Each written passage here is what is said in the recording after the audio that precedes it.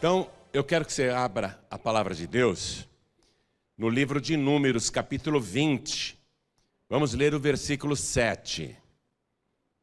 Cada pessoa, por favor, abra a palavra de Deus no livro de Números, capítulo 20, versículo 7. Deus falando. Está escrito: e o Senhor falou a Moisés, dizendo: toma a vara e ajunta a congregação, tu e Arão, teu irmão, e falai a rocha perante os seus olhos, e dará a sua água. Assim lhes tirarás água da rocha, e darás a beber à congregação e aos seus animais. Então Deus falou: Moisés, faz isso para o povo beber água dessa rocha, mas você junta todo mundo ali em frente à rocha e você fala com a rocha. Fala com a rocha. O Moisés obedeceu. Eu vou reler para você. Vou reler. E o Senhor falou a Moisés, dizendo: toma a vara e ajunta a congregação, tu e Arão, teu irmão, e falai a rocha perante os seus olhos. É para falar com a rocha. Só que 38 anos antes, quando eles saíram do Egito e o povo teve sede no deserto, Deus deu uma ordem muito parecida, mas ali, há 38 anos atrás, Deus falou: você vai pegar a vara e ferir a rocha. Aqui Deus não está dando ordem para ferir a rocha. A segunda vez que ele vai ter que tirar a água da rocha. É a segunda vez. Na primeira vez, há 38 anos atrás, Deus mandou ferir a rocha com a vara. Agora, para sair água da rocha, não precisa feri-la. É falar com a rocha. Quem está entendendo a diferença? Então era para Moisés falar com a rocha. E dará a sua água. Moisés, se você falar com a rocha, ela vai dar água. Assim lhes tirarás água da rocha e darás a beber à congregação e aos seus animais. Quer dizer, todo o rebanho humano e o rebanho também caprino que estava lá. Eu vou ler mais uma vez, você que está comigo, e todo o Brasil e Portugal, repete em seguida. Vamos lá. E o Senhor falou a Moisés, dizendo: toma a vara e ajunta a congregação, tu e Arão, teu irmão, e falai a rocha perante os seus olhos, e dará a sua água. E dará a sua água, a água da rocha. Presta atenção.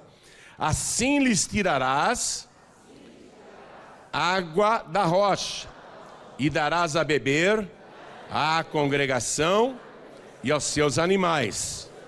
Amém? Você entendeu aí a ordem de Deus? O povo estava com sede, o povo queria beber água. Então Deus falou: faz assim, Moisés, mas eu quero que você leve a vara junto. Moisés então reuniu o povo em frente à rocha, e ele fez uma coisa. Ele fez uma besteira. Ele fez uma coisa que vai lhe custar muito caro. E é esse cuidado que nós temos que ter no nosso dia a dia, no tratamento das coisas de Deus. Porque a pretensão de intimidade com o Senhor faz, às vezes, o homem de Deus, a mulher de Deus, o servo de Deus, a serva de Deus, extrapolar no que deveria fazer.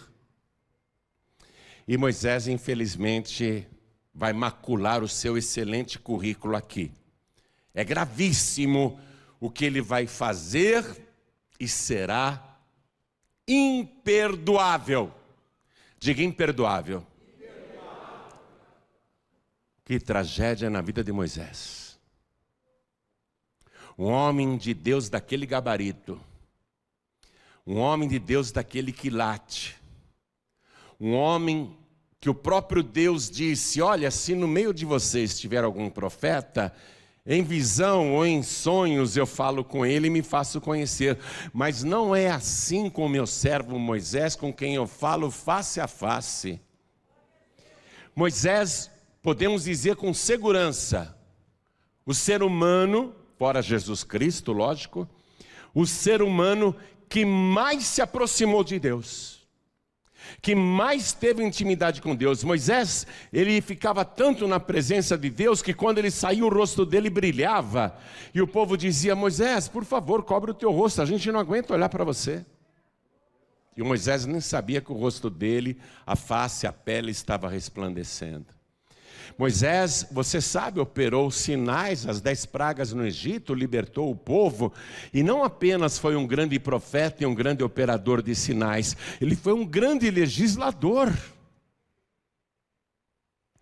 É impressionante este homem, é impressionante, mas ele vai fazer uma coisa justamente aqui, que apesar de toda a honra, prestígio que ele tem, de todo o cartaz que ele tem com Deus, o seu pecado será imperdoável. Se você já leu essa passagem bíblica, sabe o que Moisés fez por conta própria. Versículo 9. Então Moisés tomou a vara de diante do Senhor, como lhe tinha ordenado. Até aqui ele está obedecendo. E Moisés e Arão reuniram a congregação diante da rocha. Até aqui ele está obedecendo. E Moisés disse-lhes: ouvi agora, rebeldes. Aqui ele já começou a extrapolar. Ouvi agora, rebeldes. Porventura tiraremos água desta rocha para vós? Então Moisés levantou a sua mão e feriu a rocha 2 vezes com a sua vara, e saíram muitas águas, e bebeu a congregação e os seus animais. Deus estava ali presente, assistindo tudo. Versículo 12. E o Senhor disse a Moisés e a Arão: porquanto não me crestes a mim, para me santificar diante dos filhos de Israel, por isso não metereis esta congregação na terra que lhes tenho dado. Vocês não me santificaram. Porque o que é que Deus queria que Moisés fizesse? Que obedecesse a palavra, do jeito que o Senhor tinha mandado. Moisés teria que ficar na frente da rocha com a vara, que todo mundo achava que aquela vara era mágica, milagrosa, porque a vara virou cobra, porque com aquela vara ele feriu o rio Nilo e as águas viraram sangue, com aquela vara ele batia no chão e o pó da terra virava piolho. Ele operava muitos sinais com aquela vara, todo mundo achava que aquela vara era uma vara mágica. E você reparou que os mágicos, pelos séculos, eles vêm com uma varinha? Já reparou? Para dizer que a varinha é mágica, Deus falou: Moisés, pega a vara e fala com a rocha. Quando Moisés disse: nós podemos tirar a água desta rocha para vocês? O que Moisés deveria ter falado? Não, nós não podemos. E nem essa vara pode. Vocês estão achando que essa vara tem algum poder? Quem vai tirar a água desta rocha é o nosso Deus.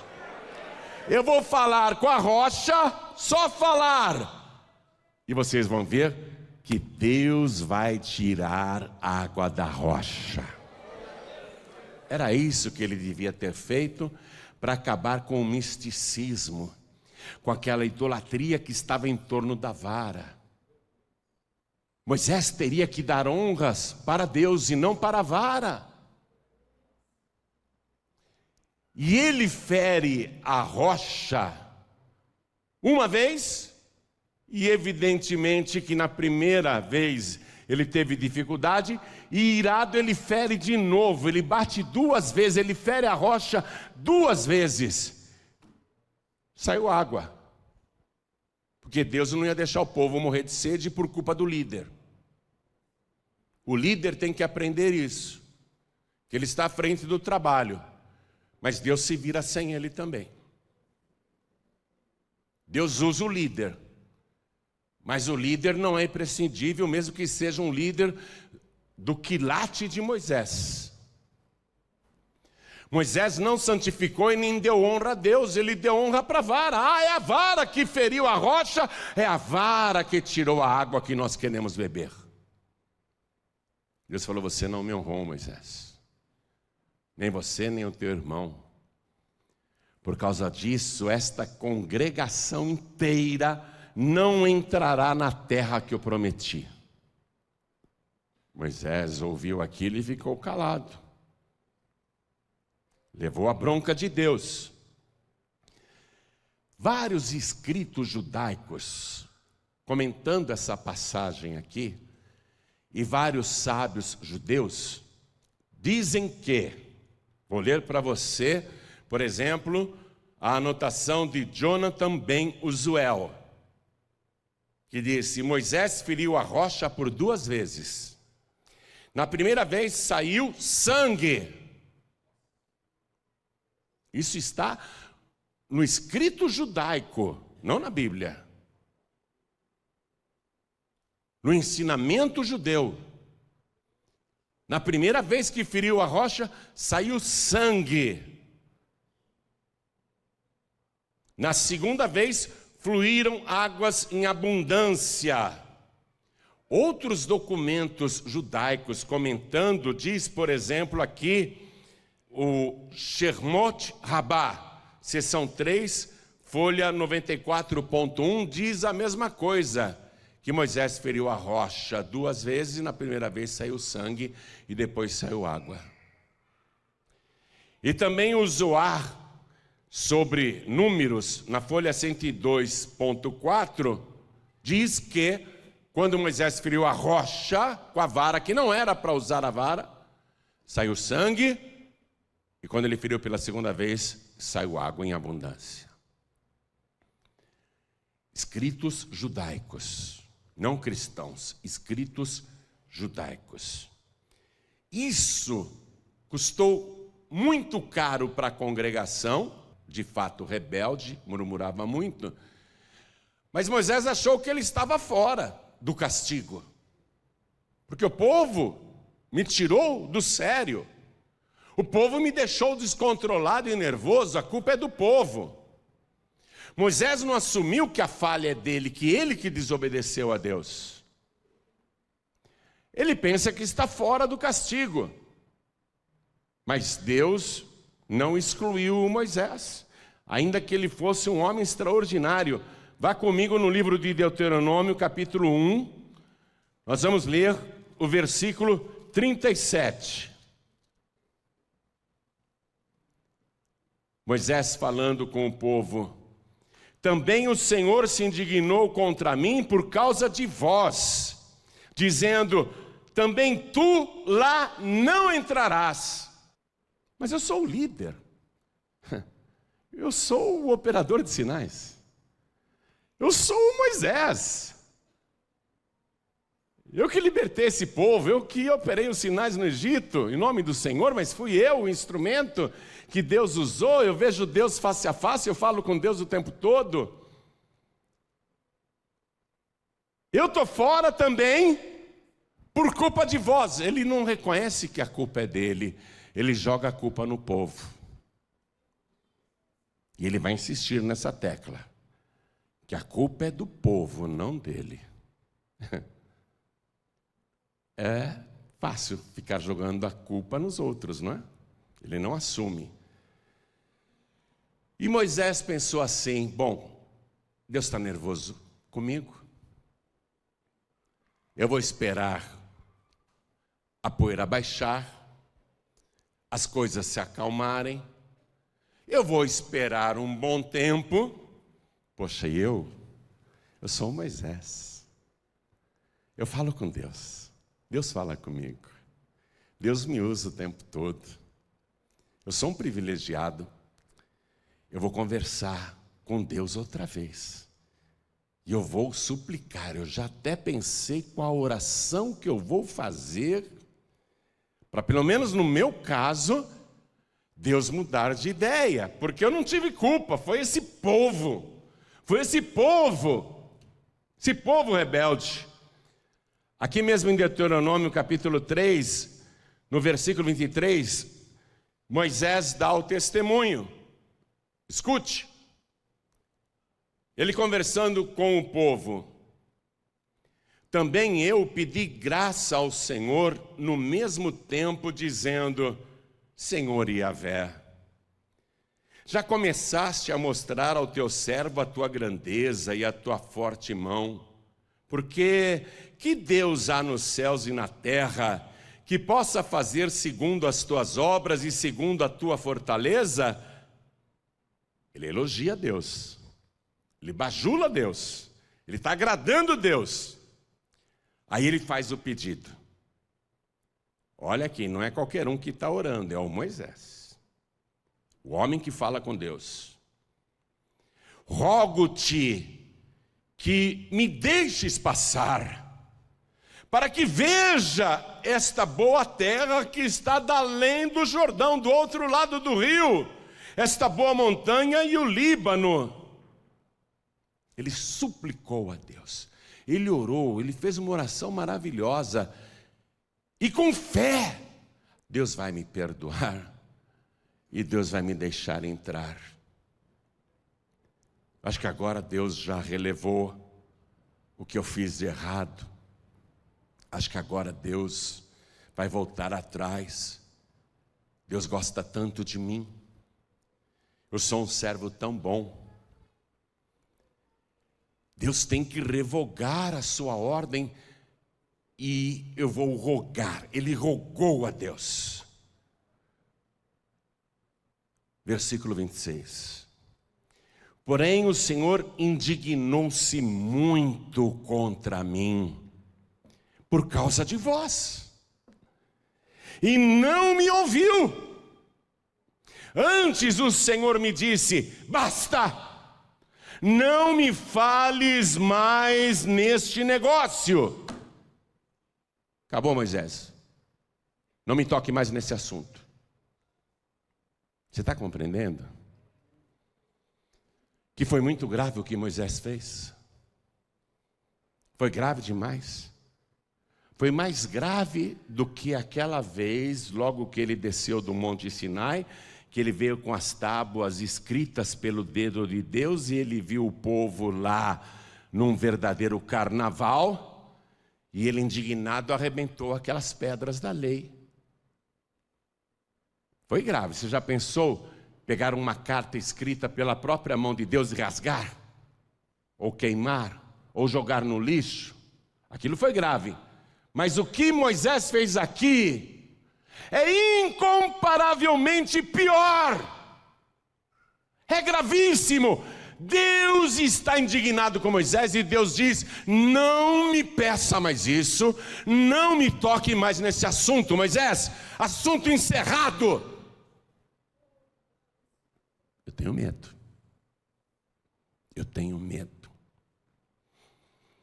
Tenho medo das pessoas que acham que por estarem tanto tempo na presença de Deus e fazendo coisas extraordinárias, com tantos testemunhos de curas, milagres e pregações maravilhosas, e a pessoa começa a extrapolar e abusar e fazer coisas que entristecem o Espírito Santo de Deus. O que Moisés fez aqui, Deus não vai voltar atrás, Moisés, e não me toque mais nesse assunto, e aliás, nem ore mais sobre isso. Você não vai entrar. Olha aqui, O máximo que eu vou permitir para você, Deus fala no versículo 27, sobe ao cume de Pisga e levanta os teus olhos ao ocidente, ao norte, ao sul e ao oriente e vê com os teus olhos, porque não passarás este Jordão, você não vai entrar, Moisés. Tão grave assim? Moisés, ele não compreende exatamente a bobagem que ele fez. Por que Deus está tão irredutível e esse pecado é imperdoável? Vai demorar um tempo. Quando eles chegarem lá, depois de vários anos, chegarem lá perto da fronteira, quando o povo estiver para entrar na terra prometida, a irmã de Moisés já morreu, o irmão de Moisés já morreu, ele está sozinho. Ali ele vai ter a revelação. Já nos últimos momentos ele vai saber, Deus vai detalhar, ele vai ter a revelação. O que foi que ele fez de errado? Aqui mesmo em Deuteronômio, capítulo 32, nós vamos ler o versículo 4. Moisés poderia estar dizendo, poxa, eu fui tão legal para Deus, né? Eu trabalhei 40 anos no deserto conduzindo esse povo. Eu fui humilhado, caluniado, murmuraram contra mim. Eu orei por esse povo, eu servi esse povo, eu fiz a obra de Deus, eu ensinei a palavra de Deus durante 40 anos, e Deus me recompensa desse jeito? Moisés poderia dizer, ele me usou, e no final é essa a recompensa que eu ganho? Ele podia dizer, Deus é injusto, Deus não está sendo fiel comigo, eu estou triste com Deus. Ele poderia dizer, eu estou triste com Deus. Mas ali, capítulo 32 fala do último cântico de Moisés. E aqui ele diz, agora ele compreende porque, versículo 4, ele é a rocha, cuja obra é perfeita, porque todos os seus caminhos juízos são. Deus é a verdade e não há nele injustiça. Justo e reto ele é. Eu mereço. Deus é justo, Deus é reto, Deus é perfeito, Deus é a verdade.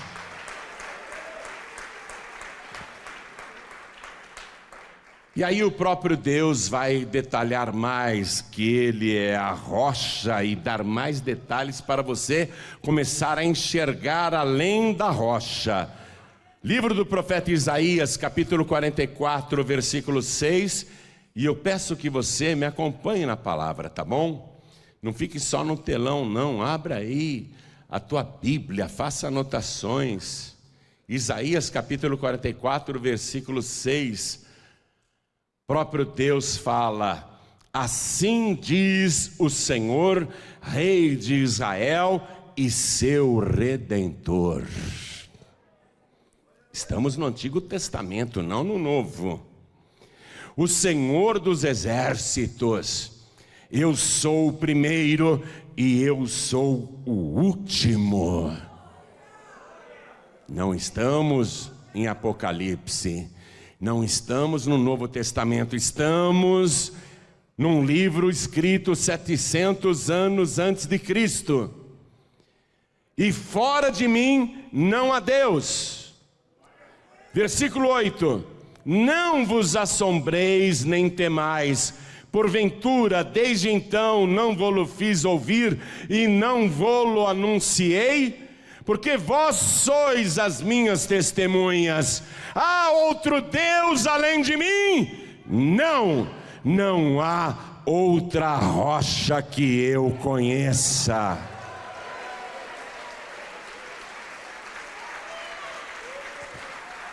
E ainda usando o profeta Isaías, ele vai detalhar que essa rocha é um homem, é um varão. Essa rocha é uma pessoa.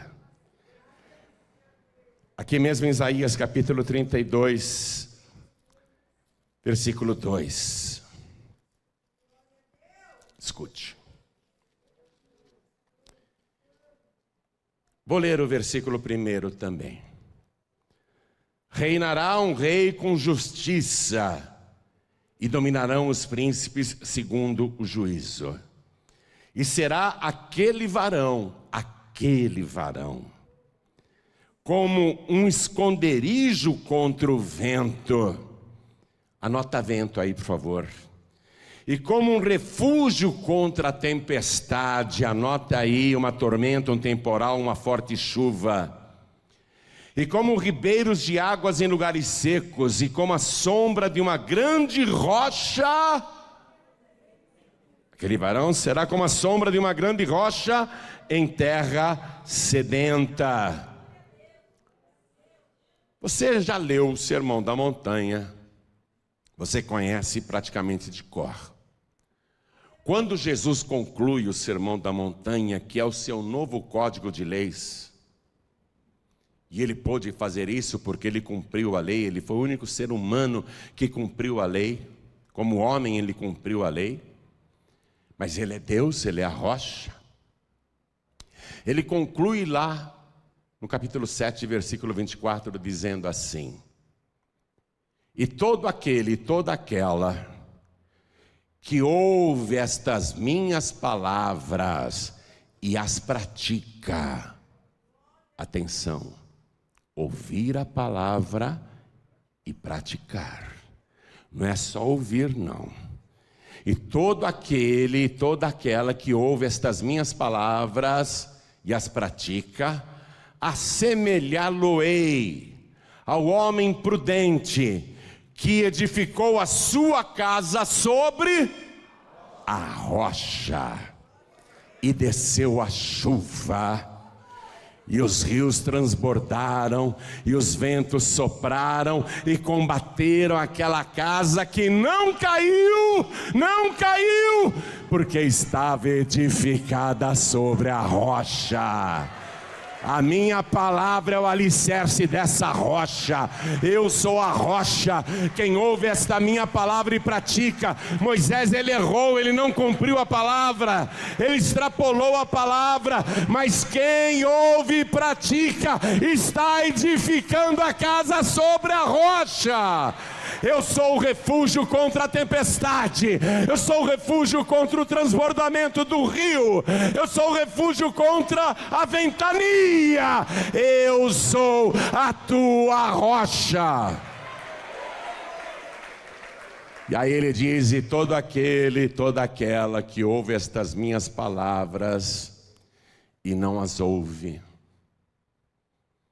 assemelhá-lo-ei ao homem imprudente. Moisés foi imprudente, que edificou a sua casa sobre a areia, e desceu a chuva, e transbordaram os rios, e sopraram os ventos, e combateram aquela casa que caiu, e foi grande a sua ruína. Ele é a rocha. A palavra de Deus tem que ser levada a sério e com temor. Tem que respeitar a palavra, porque ao mesmo tempo que ele é a rocha, ele é a palavra, ele é o verbo. Quando nós cometemos pecados, já conhecendo a palavra, nós estamos sendo imprudentes. Nós estamos correndo um grande risco quando isso acontece. Você sabe muito bem que naquela sexta-feira, quando Jesus Cristo deu o último suspiro e rendeu o Espírito com um grande brado, os judeus foram pedir para Pilatos: Os corpos não podem ficar pendurados na cruz, justo na entrada da cidade, no caminho principal, na estrada principal. Esses cadáveres têm que ser retirados dali. Quem estiver vivo ainda, temos que quebrar as pernas para acelerar a morte, que aí eles morrem de falta de ar, não vão conseguir sustentar o corpo. Pilatos disse, então, arrebentem as pernas deles. O bandido da direita ainda estava vivo, agonizando, mas respirando. Partiram as pernas, com gritos horríveis, gemidos de dor. Suas pernas quebraram, ele não pôde mais sustentar o corpo, nem esticar o pulmão, morreu asfixiado. Foram para o outro condenado, que estava à esquerda da cruz de Jesus. Ainda respirava, agonizava, gemia de dor. Soldados romanos foram lá e espatifaram também o fêmur, a canela, os artelhos, deram marretadas até que quebraram seus ossos. E aquele ladrão, aquele condenado, não conseguindo mais esticar o corpo, morreu rapidamente por falta de ar. E aí eles foram para quebrar as pernas de Jesus, a cruz que estava no meio. Mas ele já estava morto. Mas será que está morto mesmo? Se ele já está morto, não precisa quebrar as pernas dele, mas vamos conferir se ele realmente está morto. O Evangelho nos conta que o soldado romano pegou uma lança, e os historiadores dizem que a largura da lança era da palma da mão de um homem. A ponta da lança. Ele enfiou no lado de Jesus e fez uma grande ferida. Atenção, ele já estava morto. Ele, a rocha, já tinha sido ferido uma vez. E agora ele é ferido, depois de morto, pela segunda vez.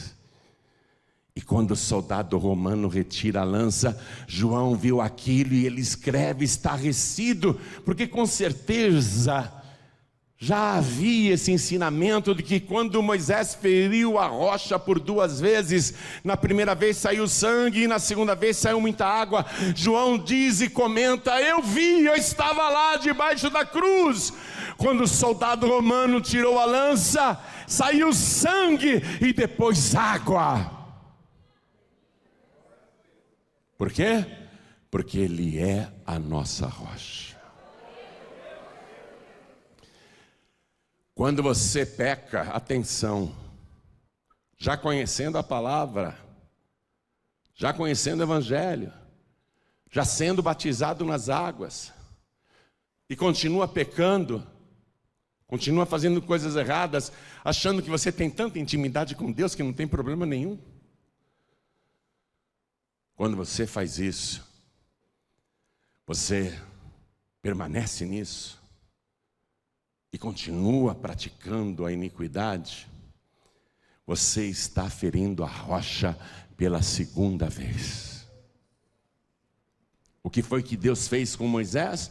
Moisés, não me ore mais sobre este negócio. Não me toque mais nesse assunto e nem me peça mais isso. Acabou, você não vai entrar. Você está entendendo a gravidade de você ser salvo, mas fica tão à vontade com Deus que começa a fazer coisas erradas, sem qualquer temor, e acha que está tudo bem? Cair é normal. Pecar, quem é que não peca? Quem é que não erra? Só que a gente se arrepende e para.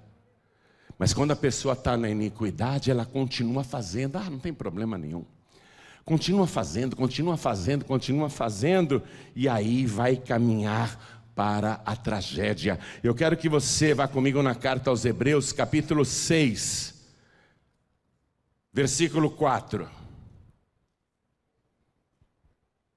Olha o que está escrito aqui. Porque é impossível que os que já uma vez foram iluminados e provaram o dom celestial e se fizeram participantes do Espírito Santo e provaram a boa palavra de Deus e as virtudes do século futuro, e recaíram. Recair significa continuar caindo.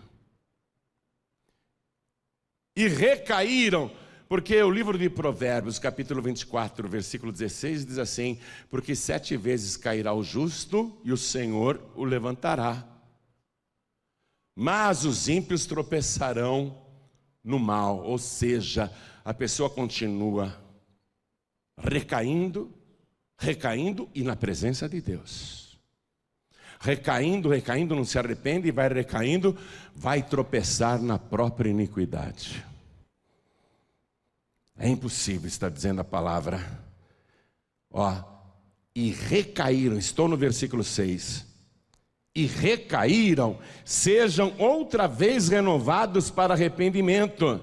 Consciência cauterizou.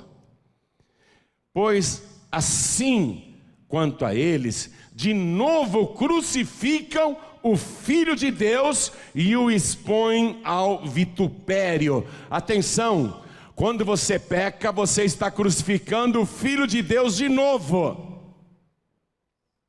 E se você não se arrepende e continua pecando, você vai tropeçar na tua própria iniquidade, no teu próprio pecado. Não vai entrar na Canaã celestial, não vai entrar na terra prometida. Segunda carta de Pedro, capítulo 2. Vamos ler aqui o versículo 20.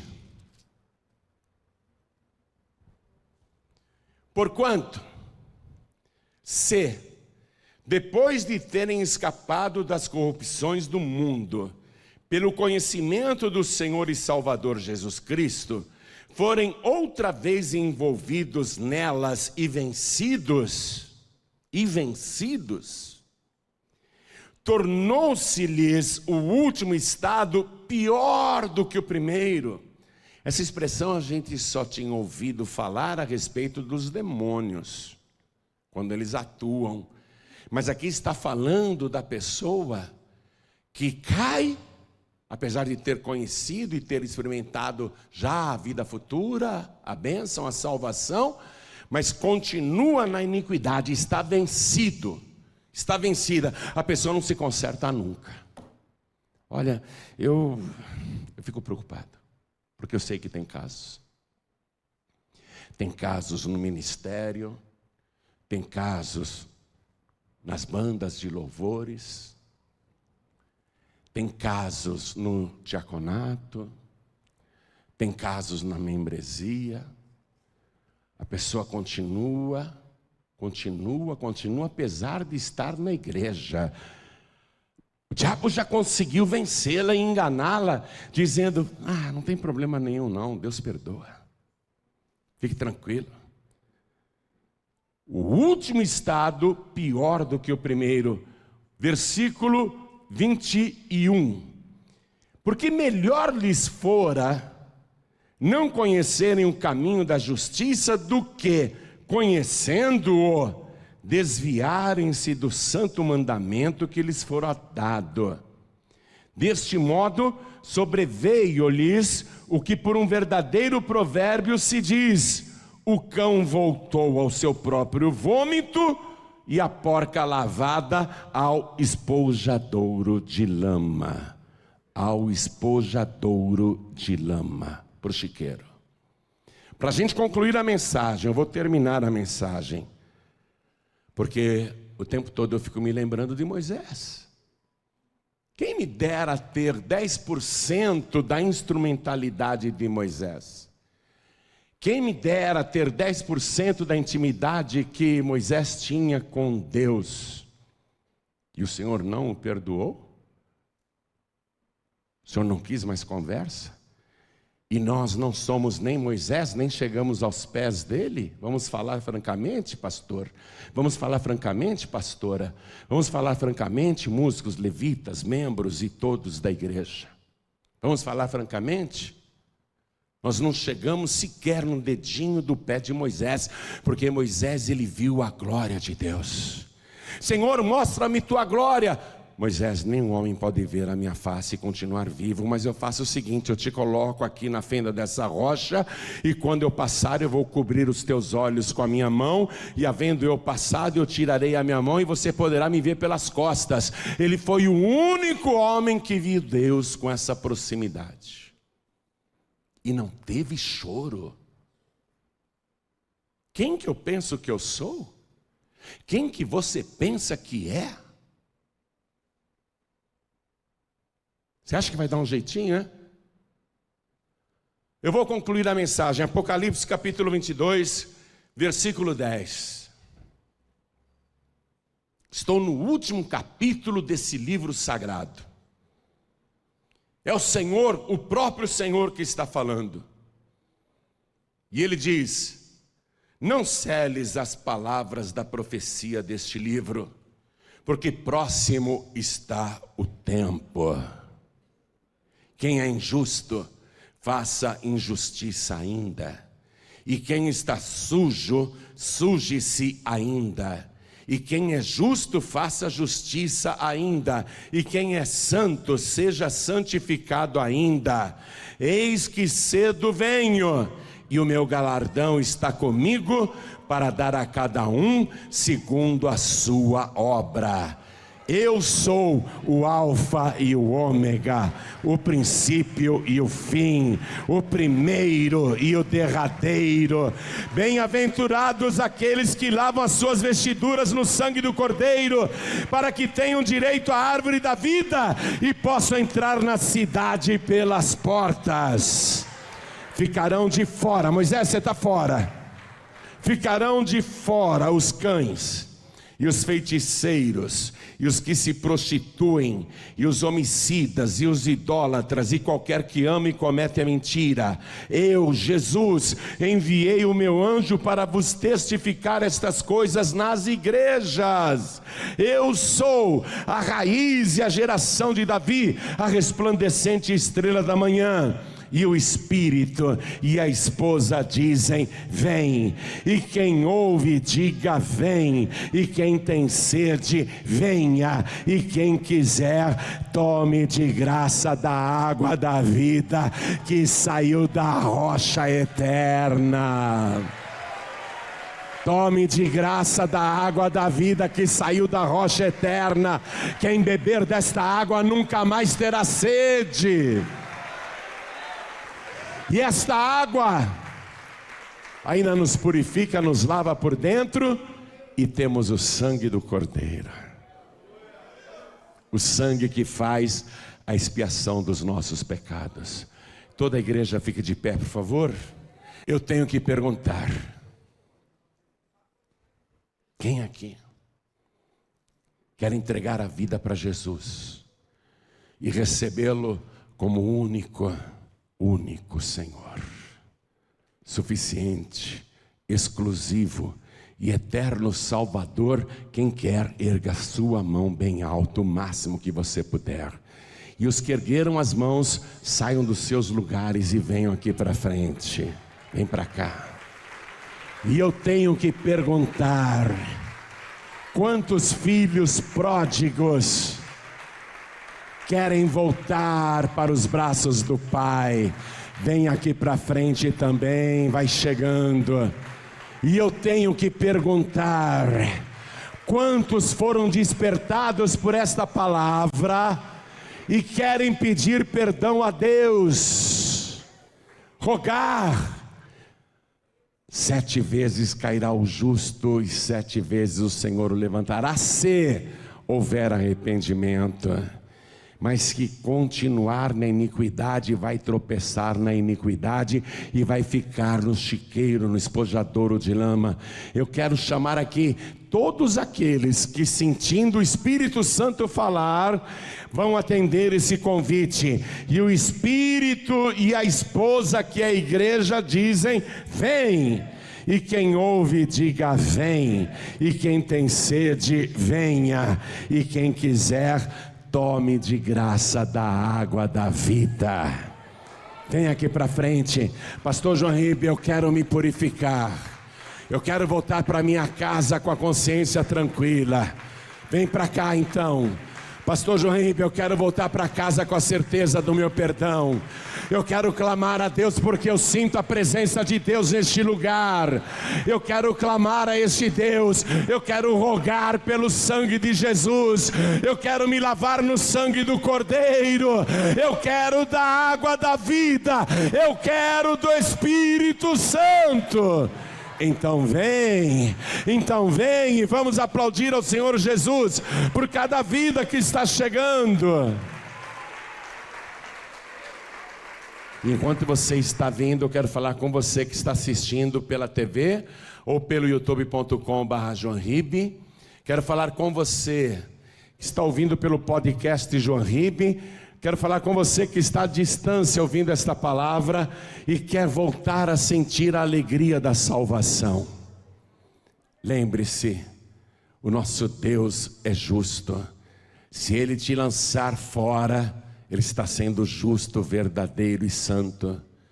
Só vai entrar aqueles que lavam as suas vestiduras no sangue do Cordeiro. O teu passaporte é o sangue de Jesus. É o sangue de Jesus que te purifica de todo o pecado. Quero falar com você que está em trânsito, ouvindo esta palavra dentro de um ônibus, de um trem, de uma condução, de uma lotação, de um comboio, de uma van. Quero falar com você que está ouvindo esta palavra aí na cadeia, na penitenciária masculina, no presídio feminino. Quero falar com você que está ouvindo esta palavra no hospital, num leito de dor, ou assistindo na TV, ou pela internet. Quero falar com cada pessoa à distância. Volta para Jesus. Eis que cedo venho, diz o Senhor. Quem é justo vai praticar mais justiça. Quem é ímpio nesses últimos dias vai praticar mais impiedade ainda. Quem é santo vai se santificar mais ainda nesses últimos dias. E quem é sujo vai se sujar mais ainda nos últimos dias. A pior coisa que tem para um cristão é o orgulho. Quando ele pensa na vergonha que pode ser se humilhar na presença de Deus, diante de toda a congregação. Vergonha é passar esse vexame que o Moisés passou, a ponto de Deus se irritar e dizer: não me fale mais disso, acabou. Se você quer vir para frente, quem está à distância quer entregar a vida para Jesus, voltar para Jesus. Se você está em trânsito, coloque a mão sobre o teu coração. Não precisa parar o veículo, não precisa descer da condução e não precisa se ajoelhar dentro do trem, não. Coloque a mão aí sobre o teu peito, na altura do coração. A igreja continue de pé. Nos outros estados também. Vem para frente e se ajoelha diante do altar. Jesus está voltando. O tempo está próximo. Aproveita agora para se consertar. Os que se humilham serão exaltados. Peço à igreja aqui em São Paulo, a sede, que estenda as mãos na direção das pessoas que vieram para frente. Quero que você, estendendo as mãos, abençoe essas vidas. E você que está de joelhos, ou veio para frente, ou está entregando a vida para Jesus, ou voltando para o Senhor, com a mão sobre o teu peito, na altura do coração, ore assim comigo: meu Deus e meu Pai, a tua palavra penetrou no meu corpo, no meu coração, na minha alma, no meu espírito, e foi até a divisão das minhas juntas e medulas. O Senhor penetrou nas minhas entranhas e desvendou o meu coração, e é com temor que eu suplico agora. Eu rogo ao Senhor pelo meu perdão. Perdoa as minhas iniquidades, apaga os meus pecados, porque eu me arrependo. E quando a gente se arrepende, o Senhor também nos levanta, porque 7 vezes cairá o justo e o Senhor o levantará. Eu não quero continuar na impiedade, no pecado, tropeçando, caindo. Eu quero me levantar e andar na tua presença. Por isso venha, Senhor, com teu Espírito e me enche agora da tua presença e me dá desta água da vida, esta água de graça, que é o teu Espírito Santo, para que eu continue a minha jornada aqui na terra, porque eu quero chegar diante do portal de pérola da Jerusalém celestial, e eu quero trazer nas minhas mãos o sangue de Jesus, o sangue do Cordeiro, para entrar na cidade santa e ter acesso à árvore da vida. Meu Deus da glória, faça esta obra em mim e me abençoe poderosamente, no nome santo do teu Filho Jesus, o meu único, suficiente, exclusivo e eterno Salvador, para todos sempre.